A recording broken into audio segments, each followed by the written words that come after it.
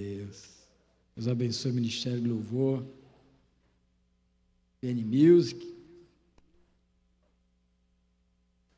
Hoje é dia de celebração, hoje é dia de festa. Olha, falei? Dia 9 de fevereiro, o dia que Deus escolheu para estabelecer e inaugurar um projeto maravilhoso chamado Igreja Apostólica Vida Nova.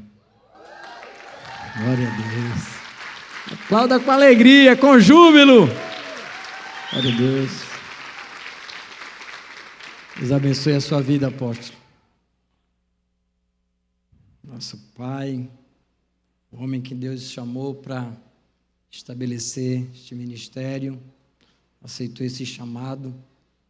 Como fruto disso, nós estamos aqui hoje e Deus tem feito grandes coisas e continuará fazendo grandes coisas através da nossa vida e da sua igreja. Amém? Olha, você que veio para essa festa hoje, nós queremos te conhecer e celebrar a Deus pela sua vida. Você que está aqui pela primeira vez e não professa nenhum credo religioso, não é de nenhuma denominação, nenhuma igreja, e já é o prazer de estar aqui, foi convidado. Tem alguém assim? Dá um tchau aí bem grande, que nós queremos celebrar a Deus pela sua vida. Alguém? Não?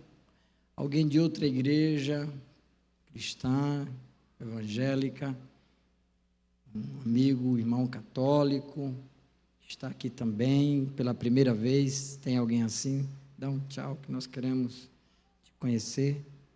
Tem alguém? Você que está nos acompanhando nas redes sociais, hoje o culto está sendo transmitido também. Deus abençoe a sua vida. Se você estiver conosco pela primeira vez, dê um oi aí, dê um aceno, que nós queremos celebrar a Deus pela sua vida. Amém? E nós estamos nesse mês de fevereiro tendo a nossa série A Casa de Papel. Pensando e refletindo sobre essa analogia do desafio de nós vivermos, porque quando nós pensamos em casa, nós pensamos na nossa vida e pensamos nos planos que nós temos, naquilo que nós vivemos, naquilo que nós construímos, naquilo que nós já vivemos, que estamos vivendo, ou que almejamos viver. Essa série, ela passa e pensa justamente pensando nisso, né, para que a gente possa refletir nos desafios que nós temos, porque nós somos, Deus nos deu a graça e a bênção de nós sermos mordomos da nossa vida, dos nossos dias, né, de construirmos a nossa história, de fazermos as nossas escolhas e decidirmos como é que nós vamos viver, tomarmos as nossas decisões. E é essa a ideia, da reflexão que Deus colocou no coração do nosso apóstolo para a gente compartilhar. Fundamentos maravilhosos, bíblicos, foram trazidos para nós quarta-feira passada, que balizam justamente a nossa reflexão ao longo desse mês. Você que não estava aqui e que ainda não viu, é importante você ir lá no nosso canal do YouTube e ver a ministração da palavra que foi feita na quarta-feira passada, para que inclusive você entenda as questões de legalidade, você possa entender o fundamento e o princípio em que se estabelece a vida,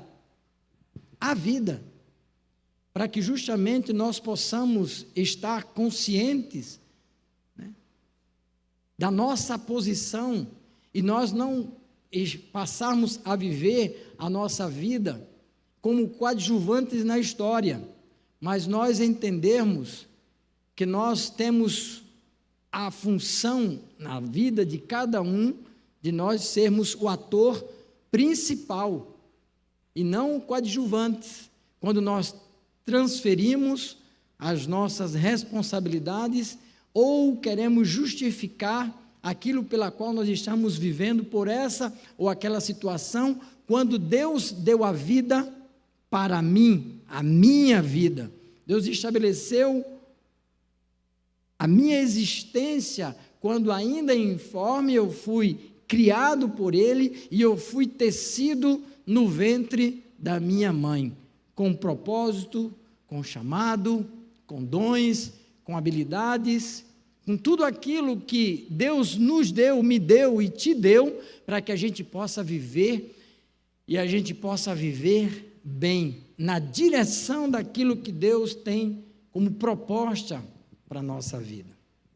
E aqui está justamente, foi ministrado na quarta-feira passada, né, o projeto que nunca, o plano que nunca deu certo, que foi justamente o plano frustrado e que já nasce morto, que é justamente o plano de Lúcifer. Então, mergulhe nessa reflexão, nesse ensino de princípios da palavra de Deus, para que justamente nós possamos ser assertivos, porque Deus quer que a gente acerte o alvo. E Ele deu todas as instruções, as bases fundamentais para a nossa vida, para que justamente a gente acerte. Mas nós precisamos conhecer. A própria palavra de Deus nos instrui que o povo perece, ou nós erramos o alvo por falta de conhecimento. Estamos falando de casa e de papel. Nós nos esquecemos que nós temos a missão de construir. Para construir, tem várias coisas inseridas nesse processo. O terreno, o tipo de terreno, o lugar, o tipo de solo, a idealização daquilo que eu quero fazer, dentro de uma perspectiva minha, de como é que eu quero a minha casa. Como é que você quer a sua casa? A você mesmo. E a gente bem sabe, principalmente as mulheres, às vezes elas ficam na dúvida. Porque um dia elas estão de cabelo preto, outro dia estão loira. Tem dia que estão loira e tem outro dia que está de cabelo preto.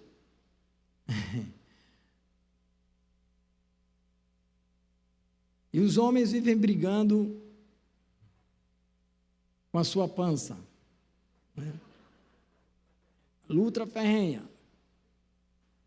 Quer estar esbelto, quer ter disposição, mas quer comer demais. E por aí vai. Na casa, projeto. Então tem que ter um projeto.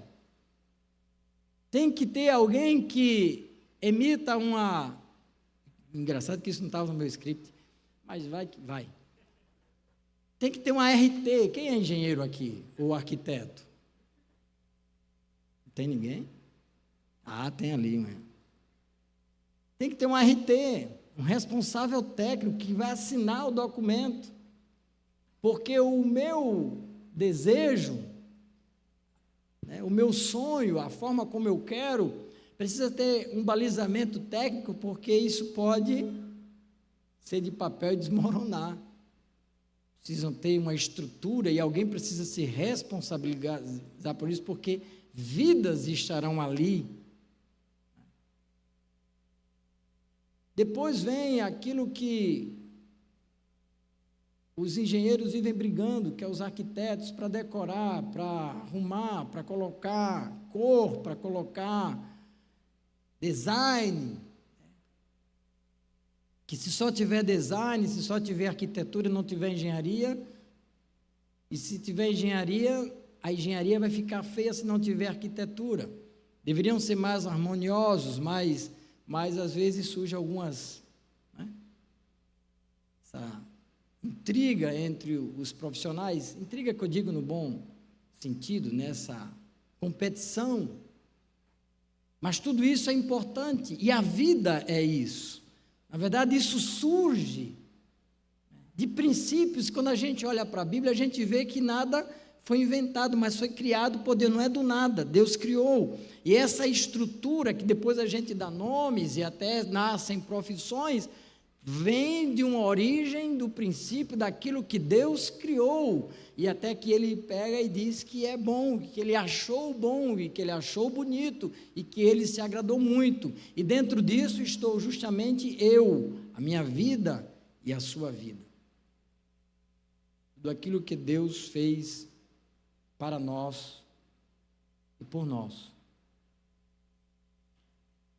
O texto base dessa série mostra justamente essa frustração, esse projeto frustrado de Lúcifer, quando diz lá em Ezequiel, capítulo 28, versículo 2, Filho do homem, dize ao príncipe de Tiro, assim diz o Senhor Deus, visto que se eleva o teu coração e dizes, eu sou Deus, sobre a cadeira de Deus me assento no coração dos mares, e não passas de homem, e não és Deus, ainda que estimas o teu coração como se for o coração de Deus. E essa intenção, e esse engano, fruto de um coração, ou fruto de alimentar algo que é impossível, por justamente não ter base nem fundamento nenhum, mas pura e simplesmente fruto da arrogância, da soberba, nasce morto. E o pecado que domina o mundo é essa semente que é colocada, está havendo um eco, é colocada no coração do homem justamente pelo inimigo, porque aqui foi ensinado já, quarta-feira passada, que a sentença dele já foi dada. O projeto dele já nasceu furado. E a única forma dele decepcionar, ou dele, é gerando vítimas das suas frustrações. Os nossos pecados e os nossos delitos e os nossos fracassos são fruto das frustrações do inimigo, que justamente se alegra porque nós somos um troféu para ele. A nossa queda, os nossos pecados, é um troféu para ele. Porque a única coisa que ele pode ainda ganhar, se nós dermos a ele esse troféu. Porque ele já está perdido. Mas somos nós que podemos dar a ele esse troféu, ou somos nós que podemos desfrutar do grande propósito de Deus para a nossa vida e conquistarmos a gloriosa bênção que o Senhor tem para todos nós. A escolha é nossa, mas tudo isso passa por uma análise profundo, sério, que nós devemos olhar para a nossa vida. Mas existe algo espiritual que nós precisamos encarar com a seriedade necessária, que é justamente uma cegueira. Porque o inimigo ele vai trabalhar para nos cegar, para que a gente não veja, para que não vendo, a gente não seja despertado, para que nós não permitamos o agir de Deus nas nossas vidas, através da ação do Espírito Santo que está liberado para nos convencer do juízo, da maldade, do pecado, do mal. Então nós não vamos querer ouvir, porque nós seremos enganados por aquilo que nós vemos, e isso gera em nós desejo.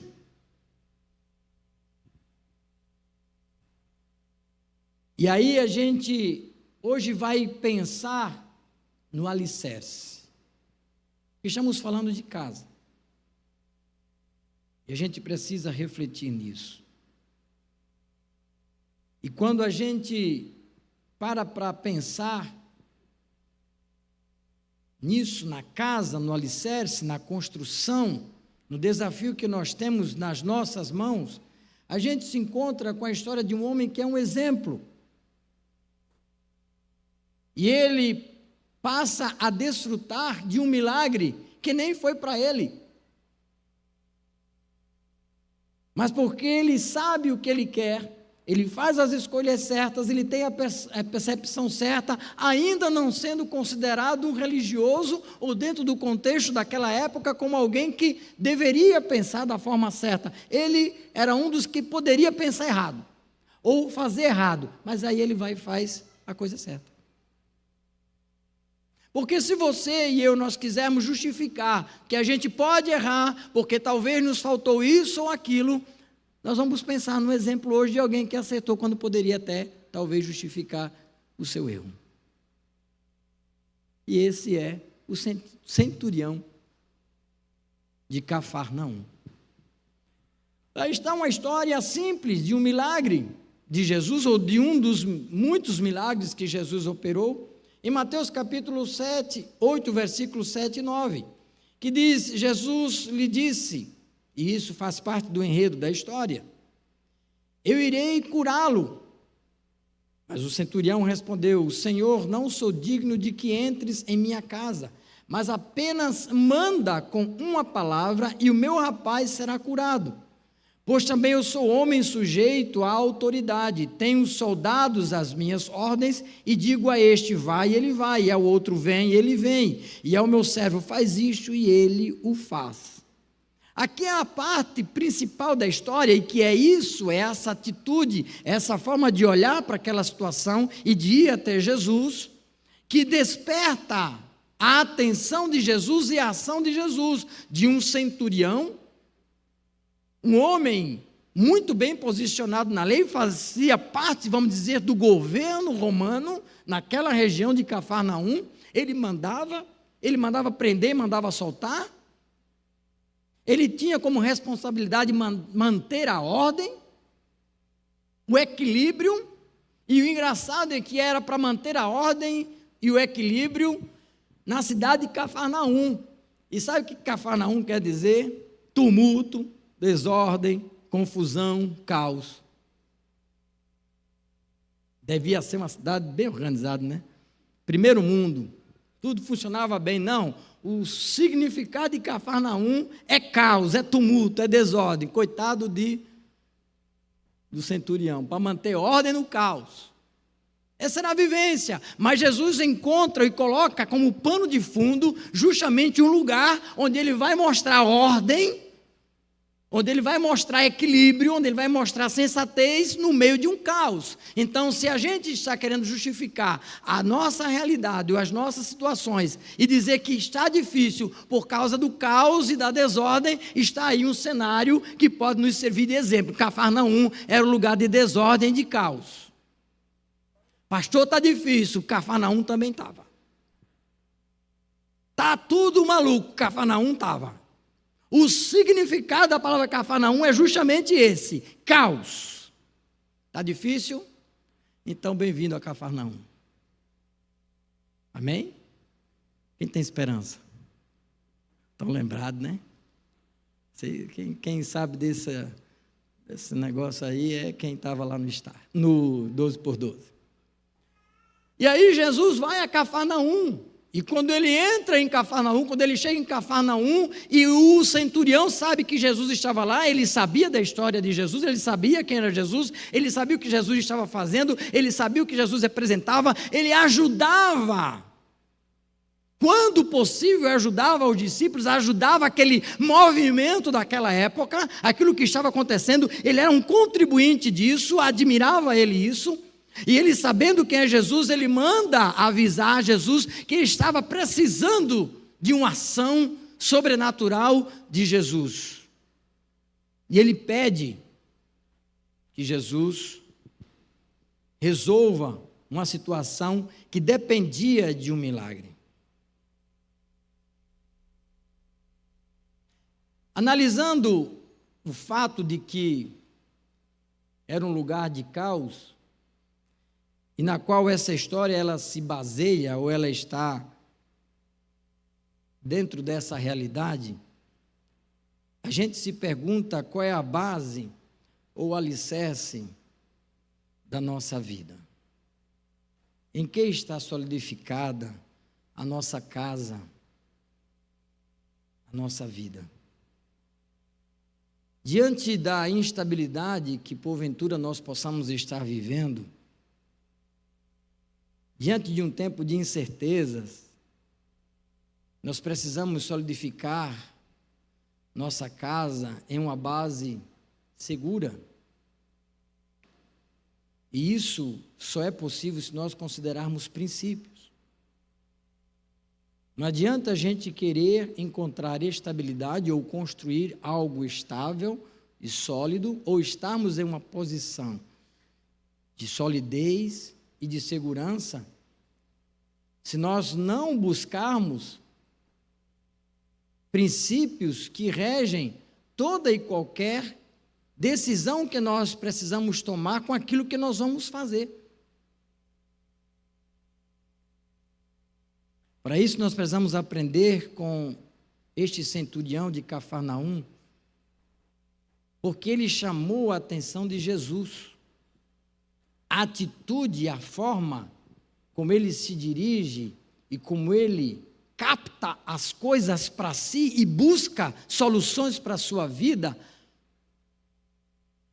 obedece a critérios tão sérios e sólidos e éticos, e o que você quiser pensar daquilo que é sólido, de estruturação, ao ponto de chamar a atenção de Jesus, e quando ele tem essa relação com Jesus, de proximidade e de desafio de solução, não outra coisa sai da boca de Jesus senão dizer: interessante isso, mas nem de Israel, de Jerusalém, eu consegui ver tanta fé. E quando Jesus está dizendo isso, dizer tanto balizamento, eu não tenho como negar isso que está se apresentando a mim, porque há consistência nisso. E por que nós estamos falando isso? Porque a gente às vezes pensa que as coisas são do acaso, é de qualquer forma, Jesus vem cá, vem para nós,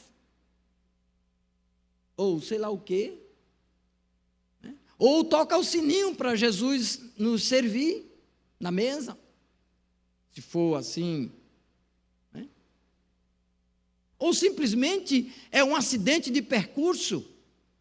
Existe um conhecer, existe uma vivência, existe um olhar daquele homem para a realidade, para o que estava acontecendo, dentro do seu contexto, dentro da sua realidade, dentro do caos de Cafarnaum, havia um que estava promovendo algo novo e que podia trazer para ele esperança, e ele obedecia e entendia princípios que o fez chegar até Jesus da forma certa. Diga, chegar até Jesus da forma certa.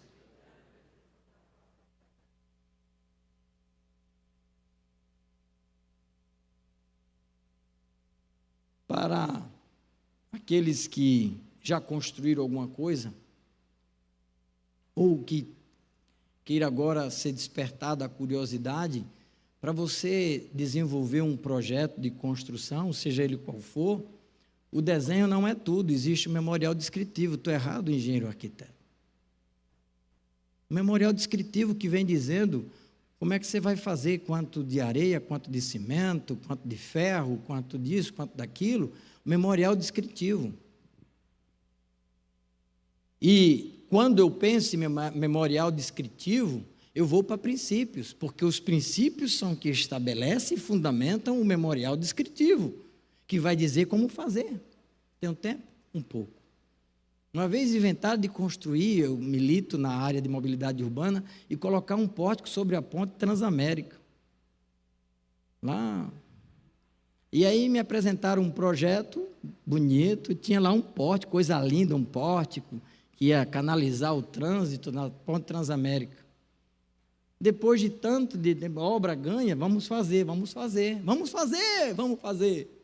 Tá, pórtico sobre a ponte. E eu amarro isso aonde? Precisa de um reforço estrutural na ponte. Mas é a ponte, debaixo tem o quê? O rio. Como é que eu faço o reforço estrutural? E eu me lembro que diante daquele desafio que ninguém tinha pensado, e eu não sou engenheiro, meu negócio era vender, eu vendi. E, aliás, ganhei o negócio, mas agora vamos, engenheiros! Né?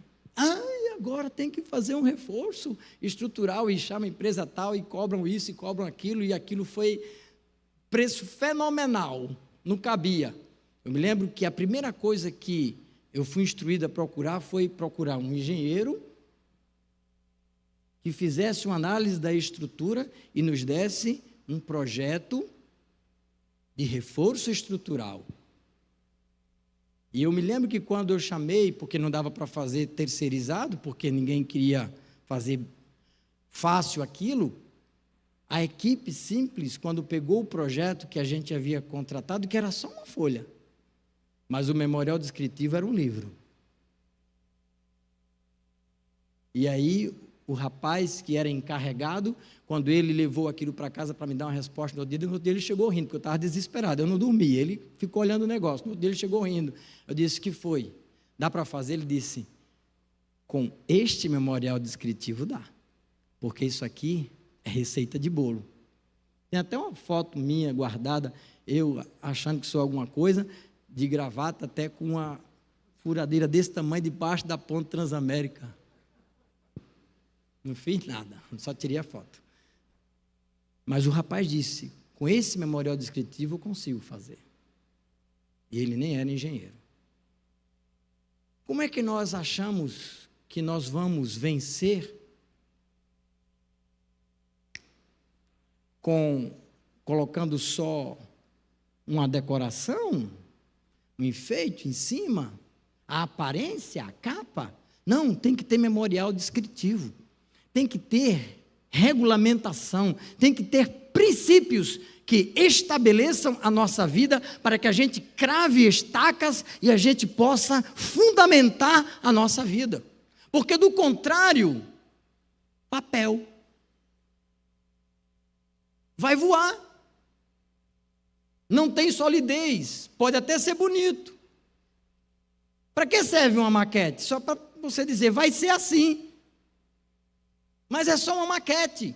Você vai lá comprar um estabelecimento, ou uma casa, ou um apartamento, e o que é que fazem lá no showroom? Fazem uma maquete, mas é só uma maquete. Fica até bonitinho, né? Fica igualzinho. Mas a primeira errada que alguém der com a mão, bate naquilo, derruba e quebra tudo. Você nem lá dentro vai morar. É uma maquete. E muita gente está vivendo ou levando a sua vida como uma maquete. Apresentação. E isso não nos dá garantia nenhuma. Aqui nós encontramos um homem que ele age por princípios. E isso chama a atenção de Jesus. E a primeira característica que a gente encontra nele é uma característica de reconhecimento de autoridade. Diga, autoridade. Está escasso hoje, né? Porque a gente está naquela frase, ninguém me representa, né? Está todo mundo nessa vibe, ninguém me representa. E aí ninguém respeita mais ninguém, a autoridade já... E nós estamos perpetuando esse ninguém me representa. E sendo assim, já que ninguém me representa, eu vivo no meu mundo e eu faço o que eu quero e ponto final. E o problema é meu, é seu mesmo, e o meu é meu. E se der errado, eu posso até querer culpar os outros, mas vai estar dando errado é para mim. Eu posso terceirizar a culpa, mas o problema vai continuar sendo meu. Ou não? Então, já que o problema vai ser meu, vamos cuidar do nosso problema.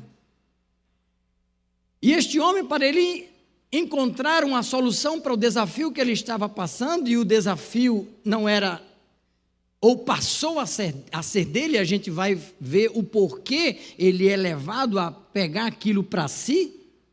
Ele entende o princípio de autoridade, e sabendo quem era Jesus, este homem bem posicionado, que tinha sua alma regida pelo princípio de autoridade, porque ele aprendeu isso e ele sabia da importância disso e da legalidade que isso dava e de o que aquilo gerava no seu meio, porque ele era um centurião, ele tinha soldados, ele sabia que ele tinha que ser o exemplo, ele sabia como os outros tinham que chegar até ele, ele sabia do respeito que os outros tinham que ter dele, e para ter dele ele precisava respeitar também.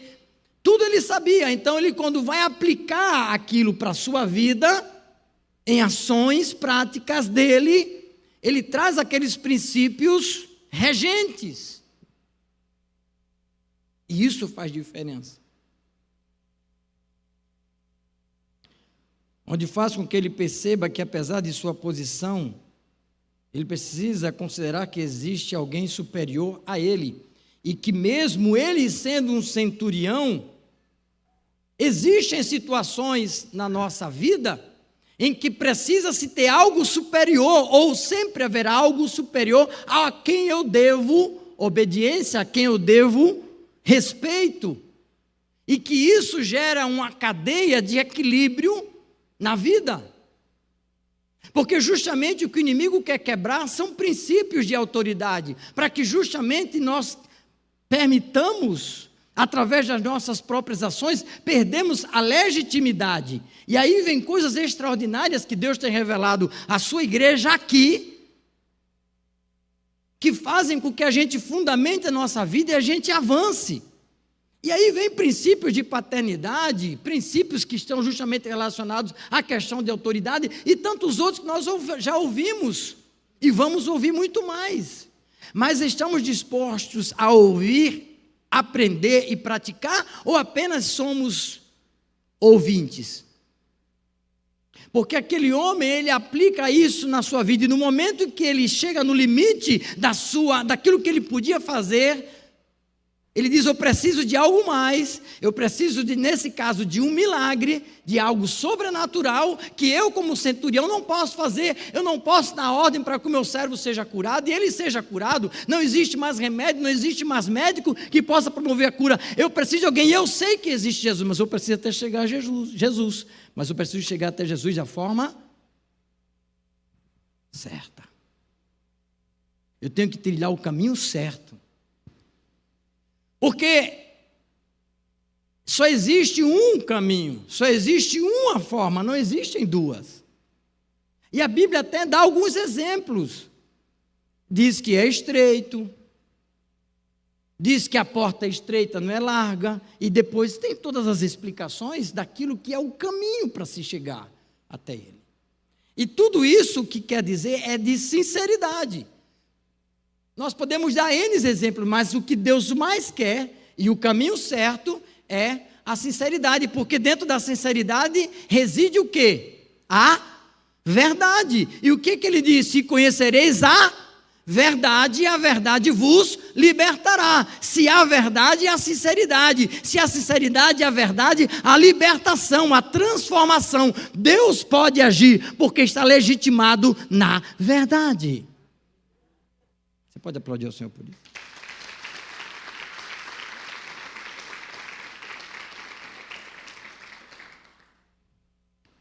Quem manda?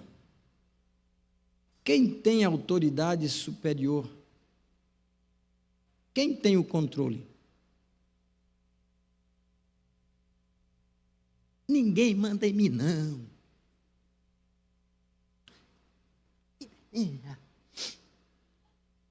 Eu faço o que eu quero, que se exploda o mundo. Amém? Quem manda? Quem tem autoridade superior? Quem tem o controle? Você? Eu? Se eu construir errado, e vier o terremoto, adianta alguma coisa dizer, fica quieta a parede e não cai agora? Ah, mas vai. Segura a rachadura, meu amigo, quero ver você segurar. O chão abrindo no seu pé.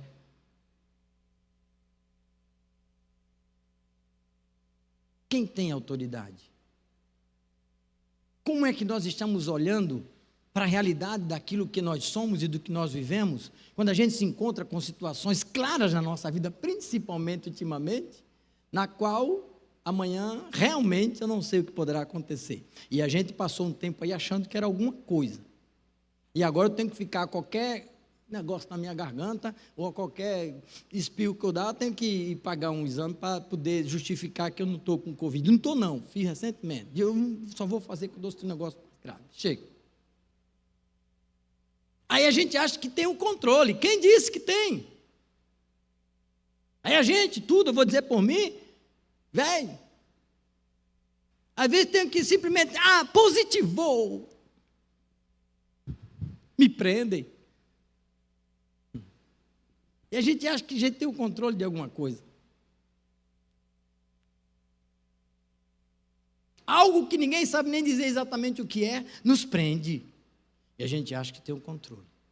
E o mundo se viu preso e sem controle. Mas o inimigo quer que a gente esqueça, porque a gente se acha alguma coisa, porque em nós reside a síndrome de Lúcifer, que diante daquilo que ele viu, o precioso que Deus colocou nas mãos dele, brilhava, reluzente, o cara que Deus fez. Aí ele olhou para aquilo e disse, uau, e nós fazemos isso, a gente olha para o que Deus nos dá, para o que Deus faz da gente e faz, uau, vou subir até os céus e serei Deus. Aí Deus disse, acho bom ficar logo aí, porque não é bom subir, se subir tu cai. E ele achou que podia subir, subiu e desceu como um raio. E quanto maior você for, maior é a queda. Não diz isso? E quanto maior você subir, maior também é a queda. Vamos se ligar na real, sabe por quê? Porque só tem um que foi lá em cima e que foi lá embaixo. E eu não vou dizer nem tentar teologar para você onde é lá em cima nem lá embaixo. Isso a parte eu deixo com o apóstolo Willi, que ele é mais escatológico do que eu. Mas eu só sei que a ele foi dado, e está registrado neste livro, que é o memorial descritivo, em Mateus capítulo 28 e 18, ele diz, Jesus aproximando-se dos seus discípulos, ele disse, toda autoridade me foi dada dos céus e na terra.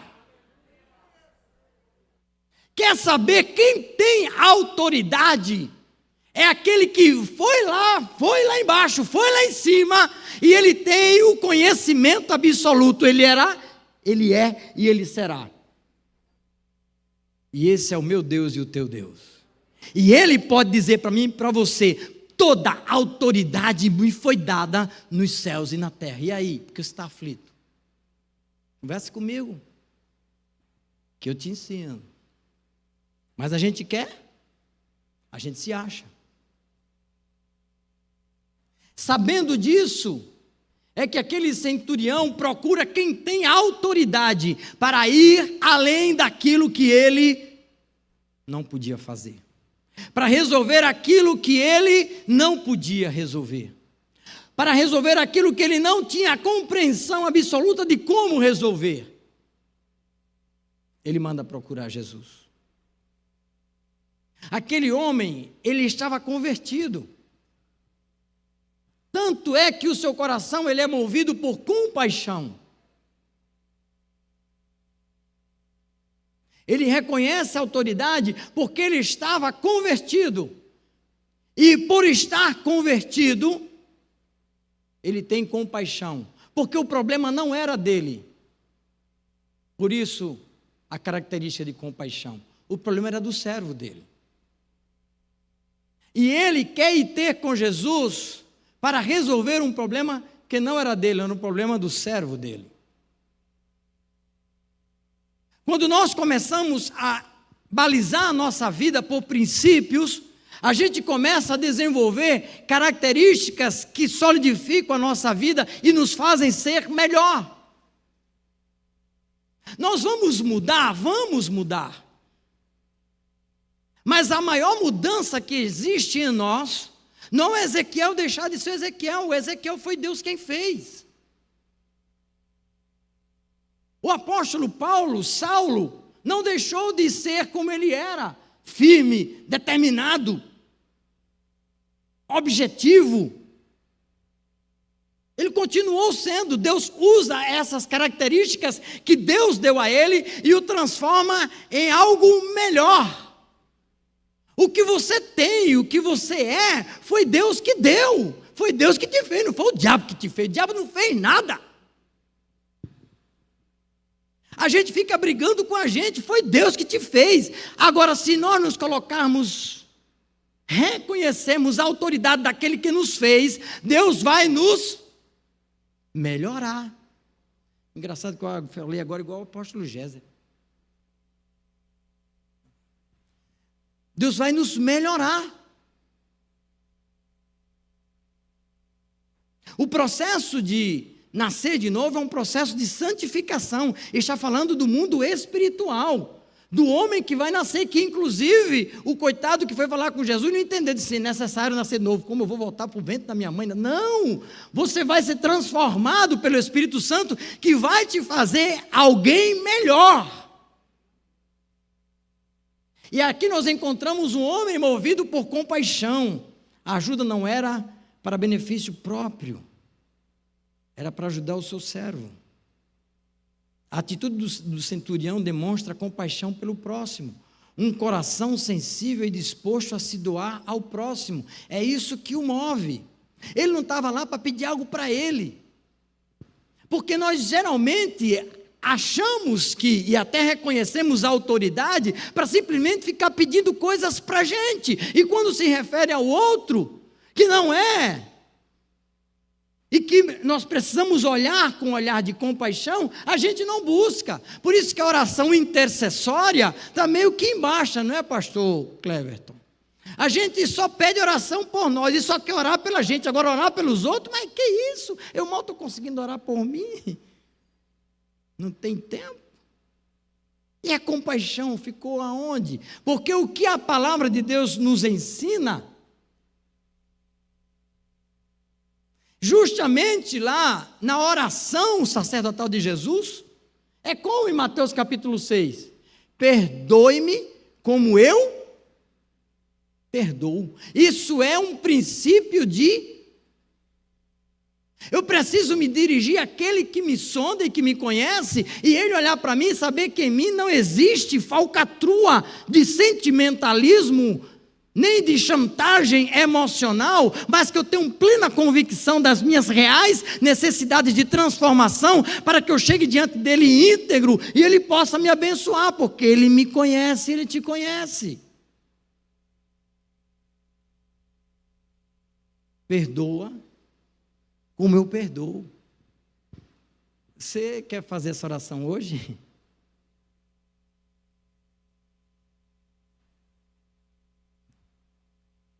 E aquela situação de hoje, você perdoou? Então, melhor você liberar perdão, porque perdão não é para os outros, perdão é para você. Mas se você liberar perdão, Deus está perdoado. Deixa quieto. Está nas tuas mãos, Senhor, autoridade. Está nas tuas mãos, Senhor, tu tens o controle. Então eu... Está perdoado. Pai, me perdoa. Aí Deus diz, menino bom, está abençoado.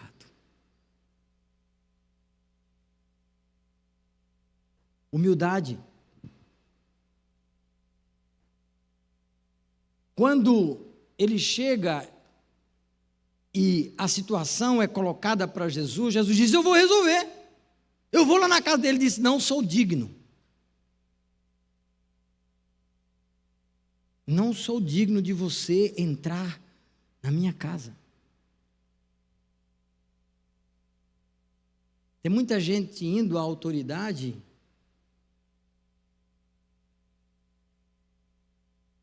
para colocar o dedo na cara dela, da autoridade, dizer, você tem que fazer. Tem muita gente dobrando os joelhos para dizer, Deus tem que fazer.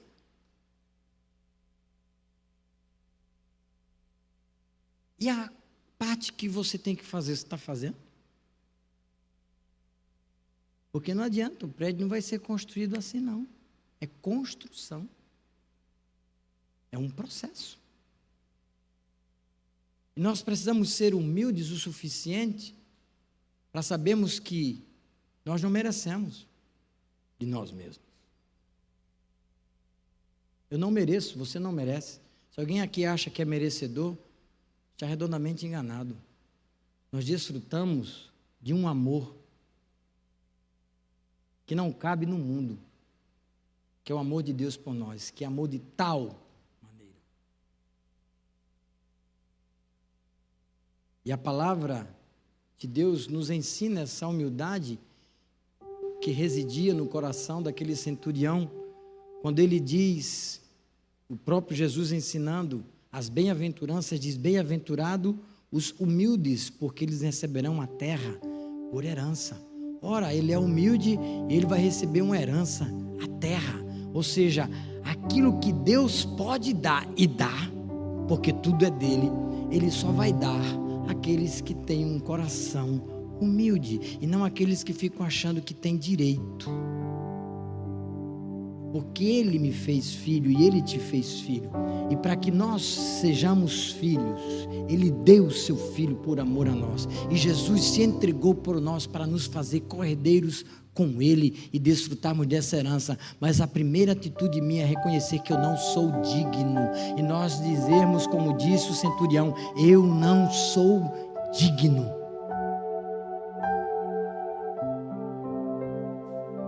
Não é cargo, não é posição. Ele era centurião. Se você está achando que é porque você é alguma coisa, porque eu estou há 29 anos na vida nova, problema seu. Tem mais o 30 que a gente quer fazer uma festa de rasgar o céu. Então fique mais um ano e se converta, obedeça, e obedeça princípios de autoridade, de humildade, porque nós queremos chegar no céu e nós vamos chegar juntos.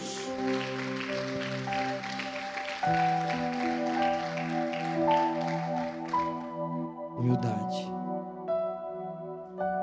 E quando isso está tomando conta do nosso coração, a fé, ela é evidenciada.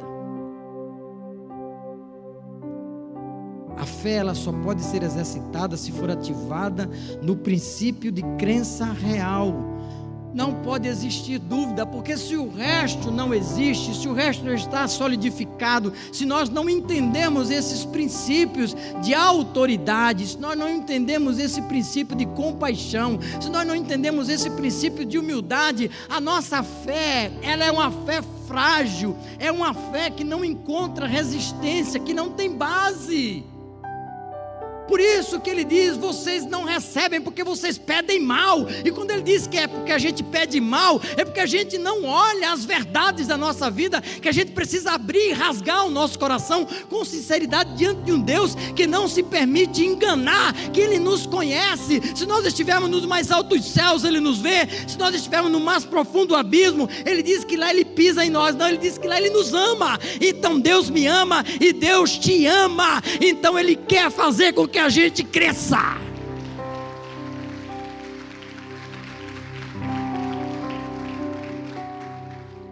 E quando a gente adquire essa maturidade de fé, aí as coisas começam a mudar. E a maturidade da fé é justamente sabedoria, entendimento, é busca em Deus. Ele disse, Tiago capítulo 1, versículos 5 a 8: se algum de vocês tem falta de sabedoria, peça a Deus, que a todos dá livremente, de boa vontade, e lhe será concedida. Tudo que você pedir, aqui está a sabedoria. Mas tudo que você pedir, peça porém com fé, sem duvidar. Pois aquele que duvida é semelhante à onda do mar, levada e agitada pelo vento. Não pense que tal pessoa receberá coisa alguma do Senhor, pois tem mente dividida e é instável em tudo que faz. Precisa que seja mais claro do que isso, irmão? O seu alicerce é um alicerce sem fundamento, sem base.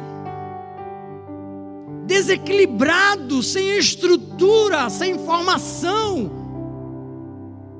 Você vai ser levado pela correnteza, você vai ser levado pelas situações da vida, porque em nós reside a instabilidade da nossa falta de princípios que devem reger a nossa vida.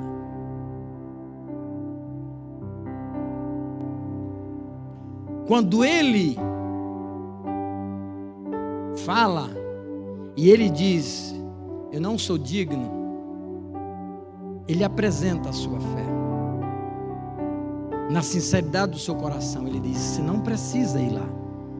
Se você apenas der uma palavra, e eu sei bem o que eu estou falando, é isso que ele está dizendo, porque eu sei o que é mandar, e eu sei o que é ordem ser obedecida. Se você, Jesus, apenas mandar, liberar a palavra, você vai ser curado. Você crê nisso? Eu sei o que é ter autoridade. Eu sei que você, ó Senhor, a tem. Apenas mande com uma palavra e a sua ordem se cumprirá. Ah, Senhor, será que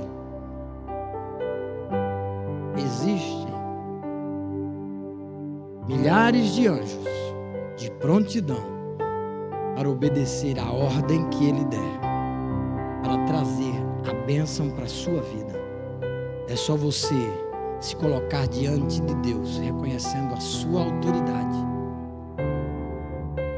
Você saber entender e estar com o coração puro, e você reconhecer com humildade que Ele é o Senhor da sua vida, e você se dirigir a Ele dentro desse contexto de dizer: Senhor, eu creio que Tu podes fazer. Ele vai fazer, porque Ele pode fazer. Qual é o teu desafio?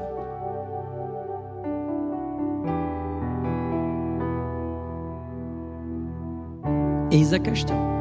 Você pode ficar em pé? Qual é o seu desafio? Qual é o seu projeto? Você tem feito aquilo que é para você fazer? Aquilo que está nas suas mãos para fazer, você tem feito? Você tem amado ao servo?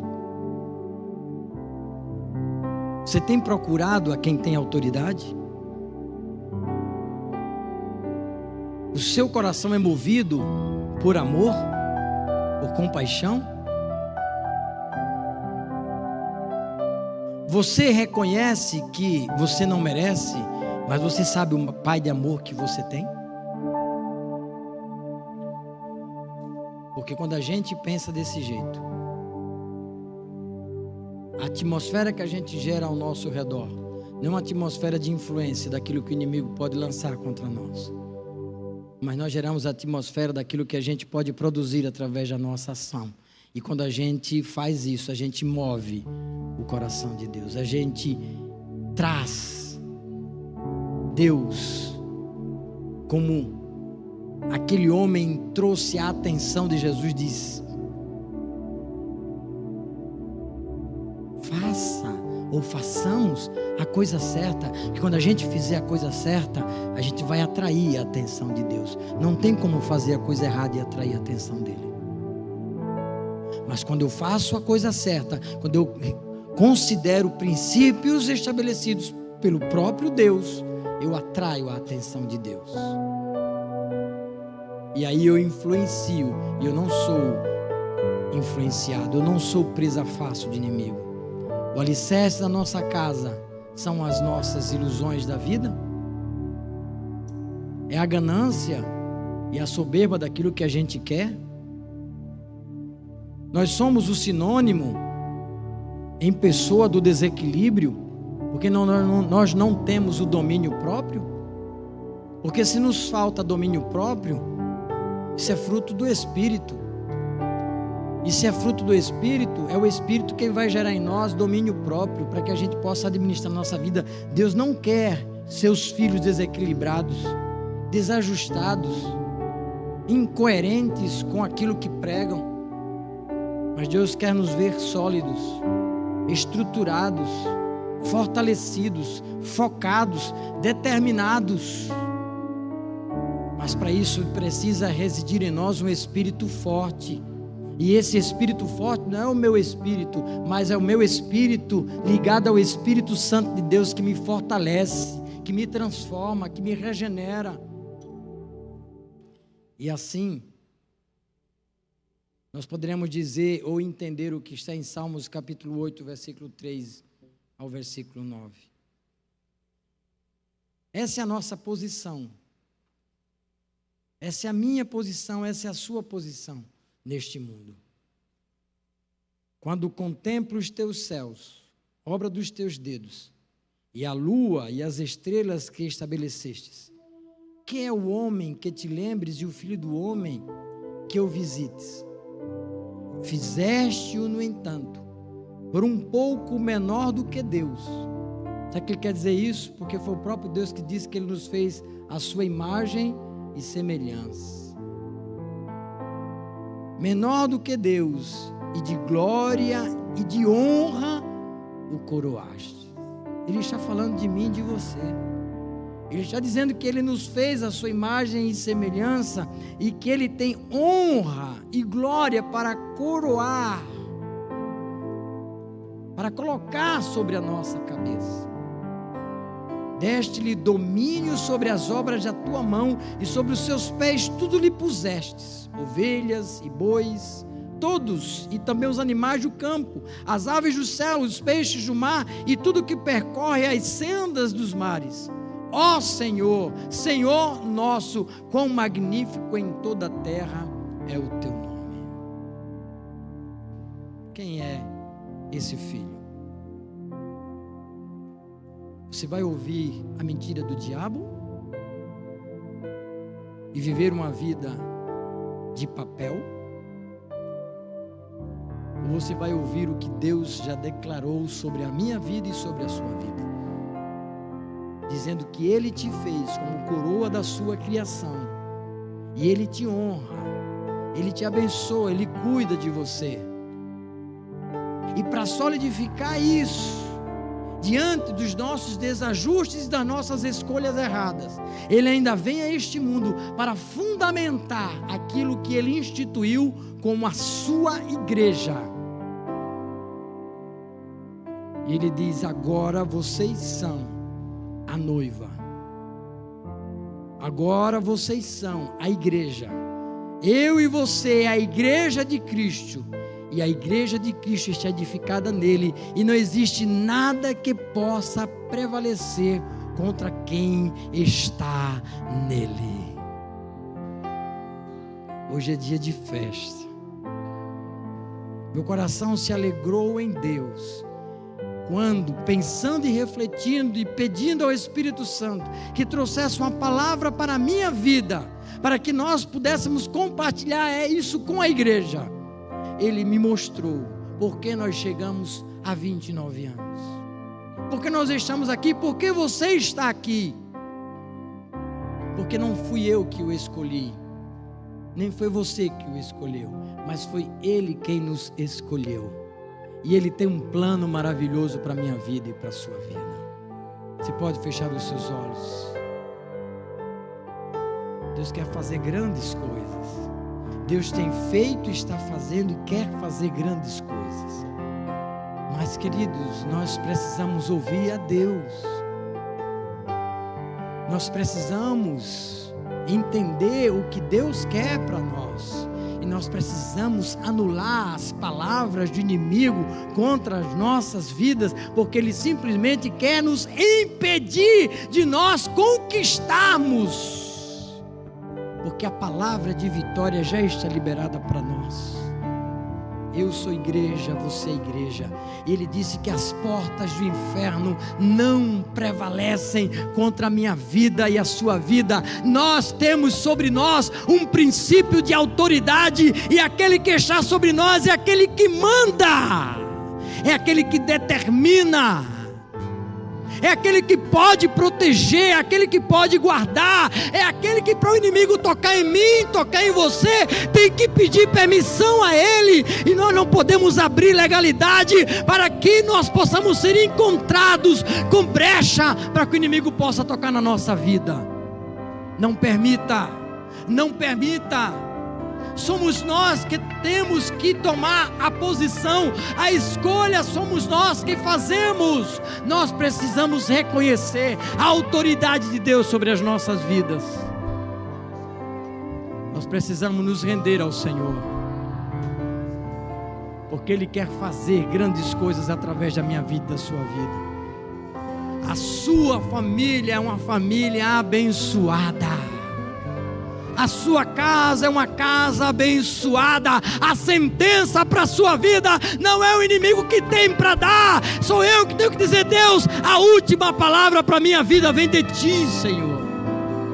E a palavra dele é de bênção, a palavra dele é de resgate, a palavra dele é de remissão, a palavra dele é de transformação. Não importa se é em Cafarnaum, mas ele entra em Cafarnaum, e quando ele entra em Cafarnaum, uma palavra dele muda a situação.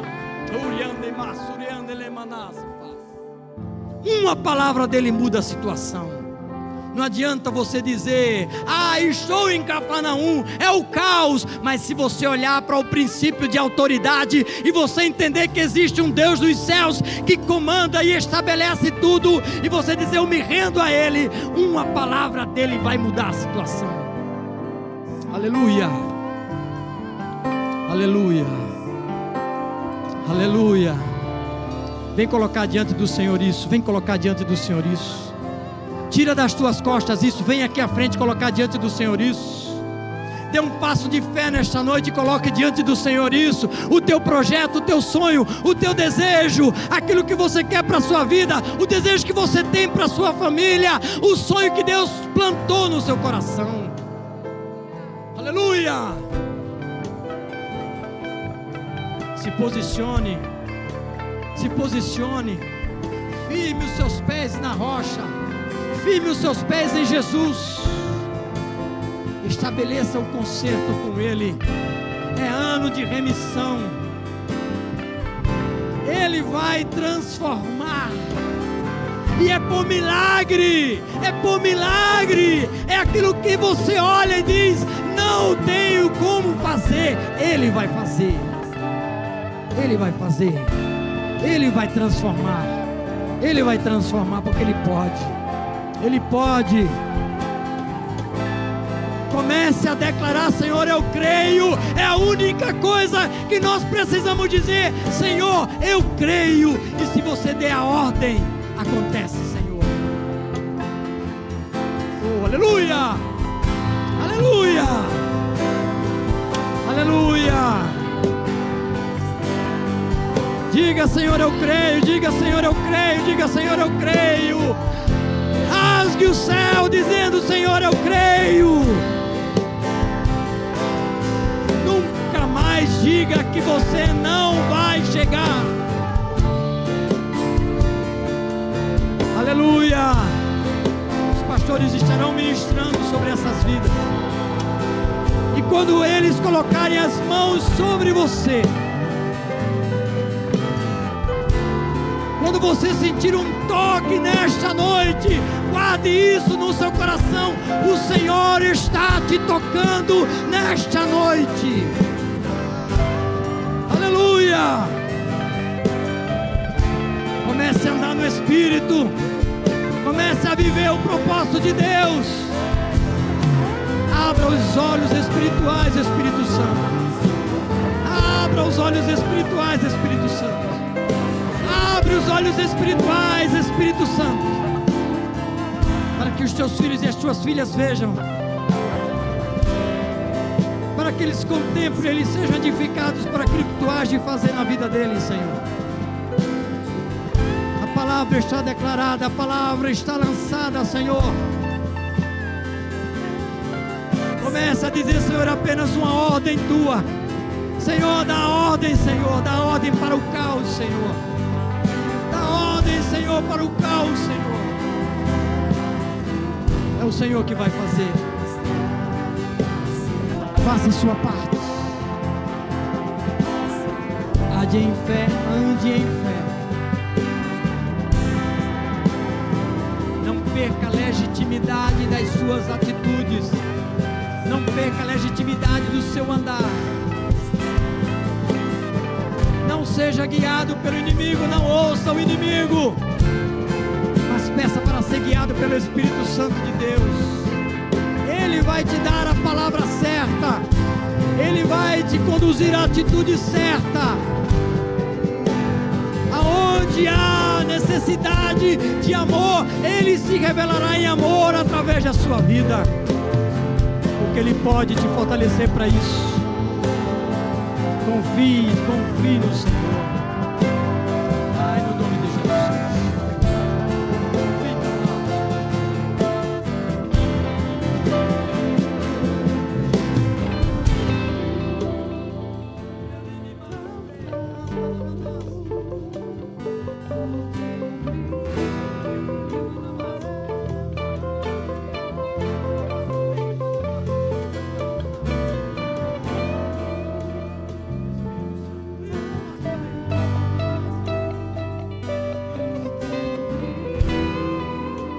A palavra do inimigo está anulada no nome de Jesus.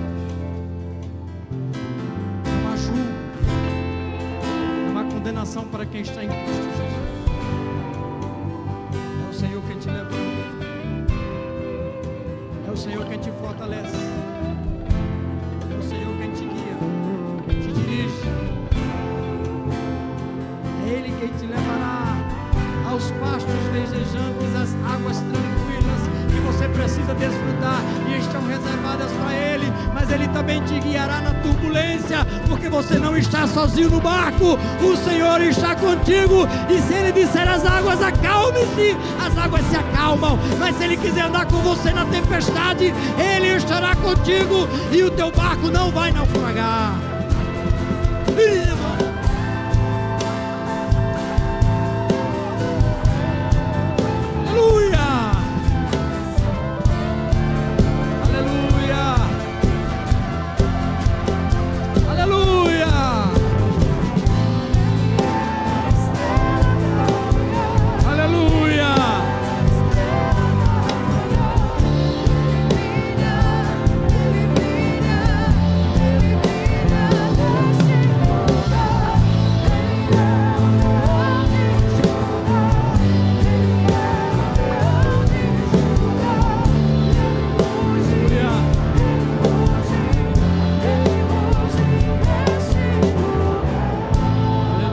Ao Senhor, aleluia, glória a Deus,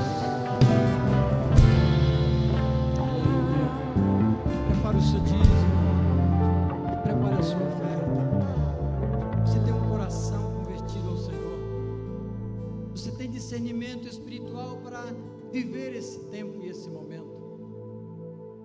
Você pode administrar aquilo que Deus tem confiado em suas mãos, e você pode com alegria devolver ao Senhor uma consciência de que foi Ele que te deu, como também você tem consciência da semente que está nas suas mãos e que você pode lançar em terra fértil e boa. E pode ser o irmão que você sentir no coração de fazer, que pode ser no gasofilácio, através da transferência para a obra de Deus, para a igreja, a obra de Deus. Se você está olhando para um CNPJ, que inclusive é o Pix, não, você está fazendo para a obra de Deus. Você quer ver a realização da obra de Deus e do propósito de Deus. E tudo isso existe um princípio: fazer com liberalidade, com alegria no nosso coração, porque Deus